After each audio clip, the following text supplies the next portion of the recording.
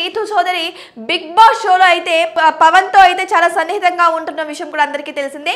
రీతు చౌదరి గురించి కూడా చాలా మంది చాలా రకాల కొన్ని మాటలు కూడా ప్రస్తావించారు. సో ఇప్పుడు గౌతమి పోస్ట్ చేసినటువంటి ఈ పోస్టులు వీడియోలు అయితే వైరల్ అవుతున్నాయి. ఏం పోస్ట్ చేసిందో ఒకసారి చూద్దాం. చూసారా, ఇదైతే వాట్సాప్ చాట్ అన్నమాట. ఆవిడ పోస్ట్ చేసినటువంటి వాట్సాప్ చాట్ ఇదంతా. ఇదిగోండి వీడియో.